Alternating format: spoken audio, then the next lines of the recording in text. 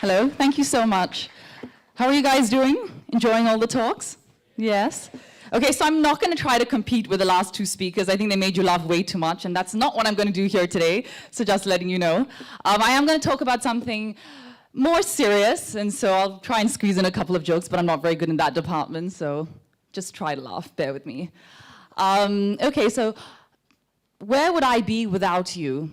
It sounds like a very simplistic statement, doesn't require much thinking. But this was something that this was a premise that I started thinking about quite a few years ago. Now we live in today's world in the 21st century. We're all very interconnected, interdependent.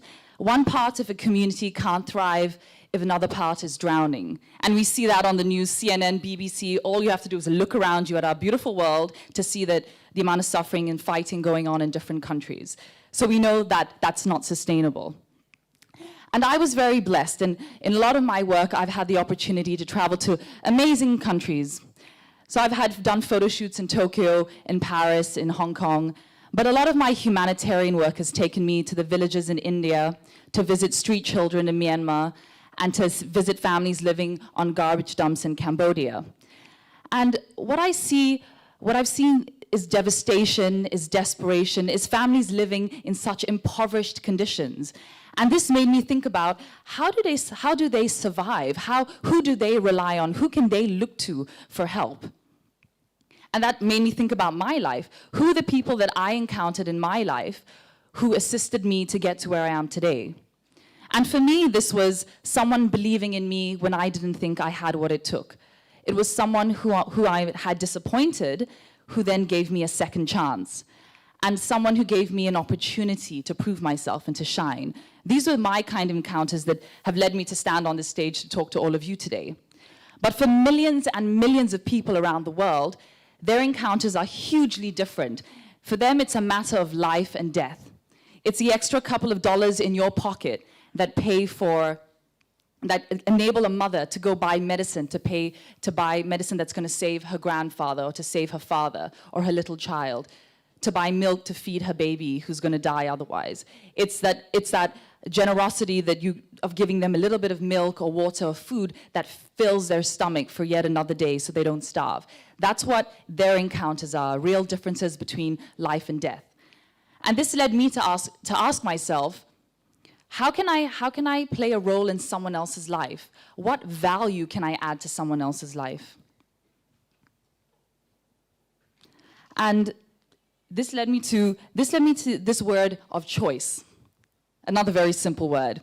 A very good friend's father once said to me, he said, you are so privileged and so lucky because you have the ability to make choices in your life.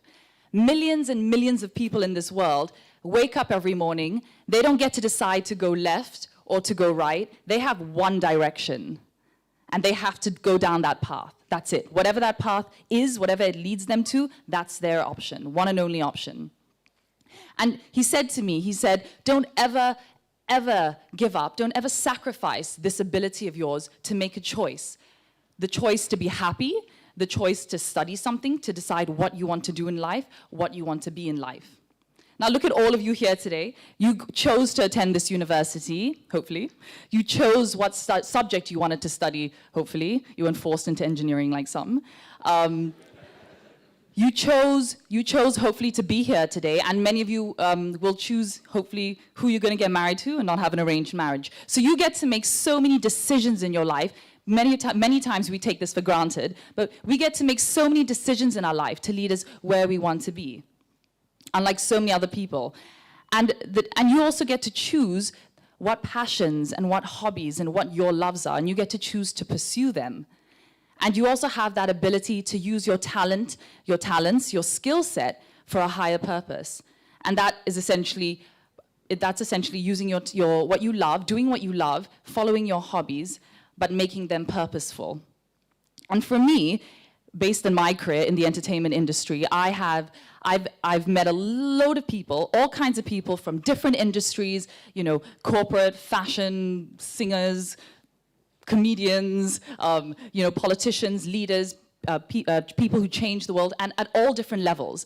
And for me, I also have a wide range, media network range that I have access to. So for me, I realized, and I say this in hindsight because at that time I didn't, but I knew all these people. I had this very big network. And for me, I decided, why don't I use that for a higher purpose? Why don't I use that to basically aid a cause or to work with a cause? And my cause was refugee work. What is a refugee? Many of us, I think, don't really know what it means to be a refugee. The word is surrounded in gray, especially in Malaysia. Are they legal? Are they illegal? Should they be here? Should they not? Are they here to take our resources and our money? And we don't know. And if you read the papers, that's not going to help you either.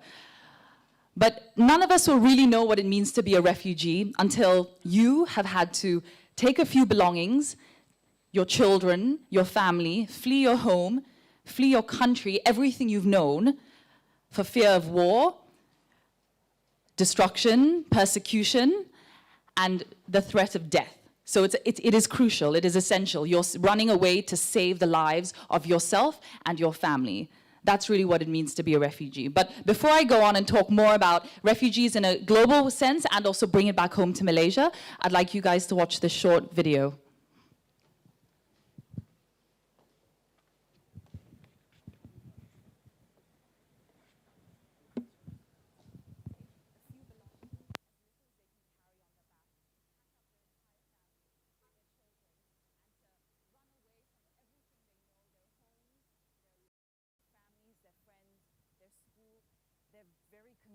And identity, and to have to flee that and to become refugees in a foreign place and a foreign land. And today, you know, it's impossible to imagine, but today, being here in Lebanon, in Bekaa Valley, I'm visiting one of the tented communities, as you can see, and it's something I've never experienced before. I've never seen it before, to see families so desperate.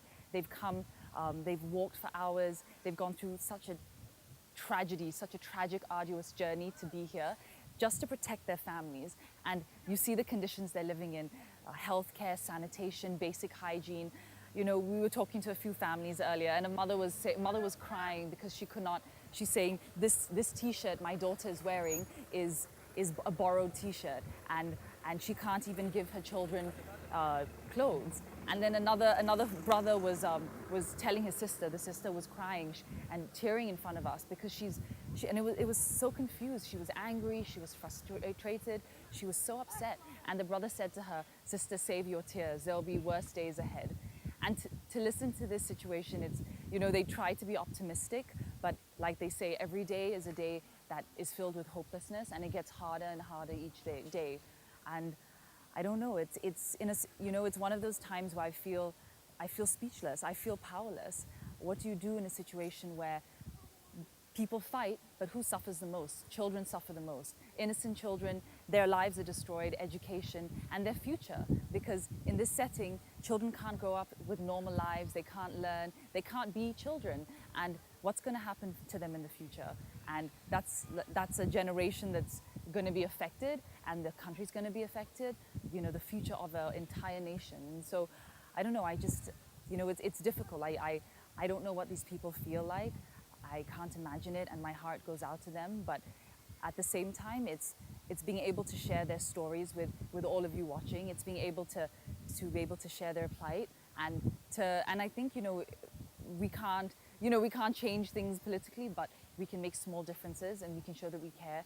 And I think, like what World Vision is doing as a humanitarian organization, to play a role and to give them someone to trust. Because right now, there's no one to hold on to. There's nothing to look towards. And so if there's some one person or one thing that they can trust, then I think that in itself is some hope for a brighter day ahead.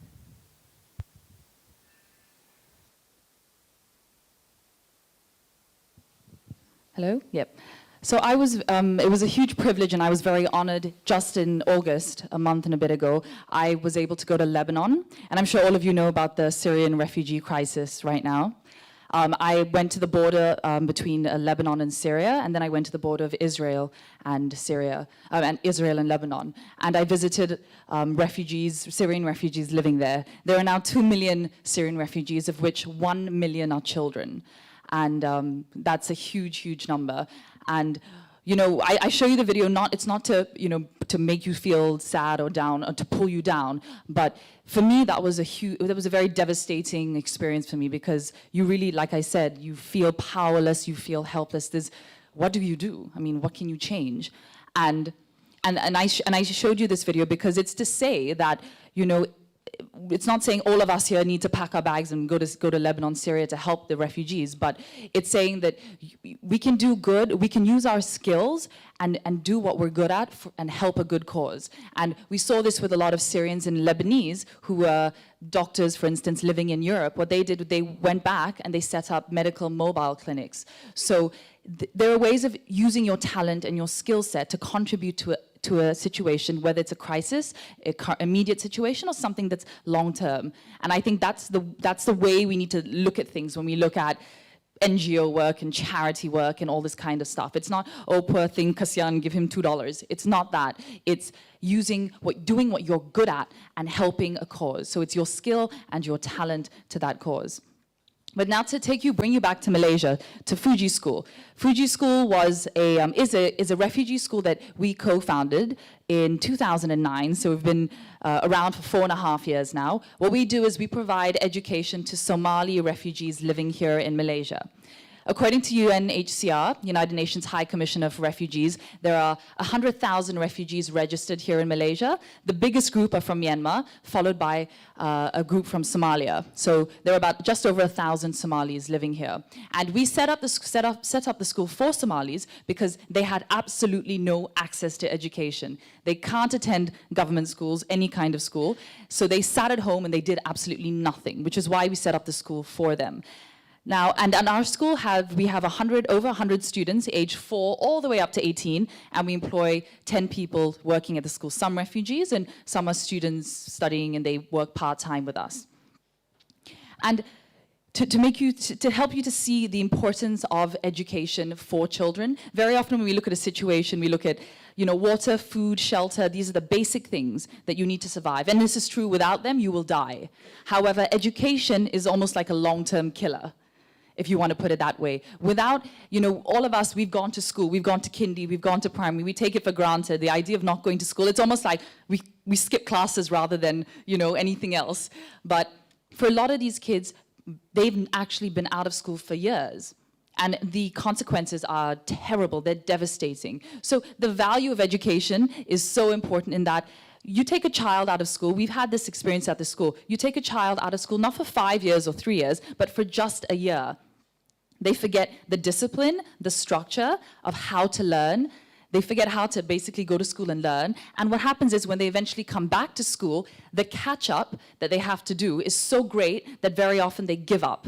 So they just can't make it back, and they just give up school altogether. They drop out, they find another means of living a life, earning a living. And what this does is it's destroying the possibility of a bright future for each child. And that is a long-term consequence, and it will affect an entire generation of children, the entire next generation gets affected, which is why when we talk about Syria, 1 million children refugees, it's so devastating because the entire next generation is out of school, is in war, is devastated, is disturbed, and so how do you win these children back? And also to talk about the balance of passion and the balance of doing good for a good cause. Like I said earlier, I came to the table at Fuji School with my contacts, my network, and the media connections I had. The co-founder, Shikin, she comes from a corporate background. So she had finances, she took care of the finances, the accounts, plus also she kept us on the straight and narrow, you know, a bit of a short-term, long-term goals and how to run the school more like a business. And then we have our education coordinator. It's a four-team group. Our education coordinator is a teacher. She's had loads of experience, very qualified, and she's run schools all over Malaysia and Australia, and she does the syllabus. And then our principal, who's probably the most important person, is a Somali refugee himself.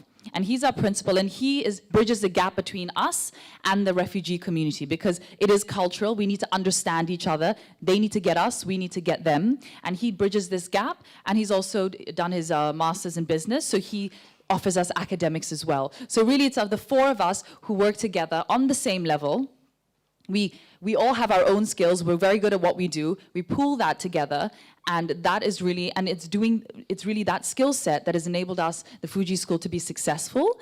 Of course, the road is not always smooth, but we've been successful, and to be more efficient and more effective in what we do. So it really, I think, for me, if I were to, in closing, is just to say, you know, don't contribute, and a lot of people want to do good, but they don't know how, they don't know where to begin. It's just look at yourself. What is my passion? What makes me happy? What am I good at? And to find out how you can use your talent for a higher purpose, to do something, to help someone, to add value to someone else's life. When you look at it like that, it simplifies everything. And when you approach someone and say, look, I have these skills, how can I help? That's always a smarter way to do things. And NGOs, charities, all these kind of organizations in Malaysia, all around the world, are always looking for this kind of mindset and this kind of talent to work with them. And so even on your own, doing projects together, this is how it can work, and it works much better in this setting. So thank you very much for allowing me to share with you. And yeah, and you can visit our school at www.fujischool.com if you want to find out more about the work we do with refugees in Malaysia. Thank you.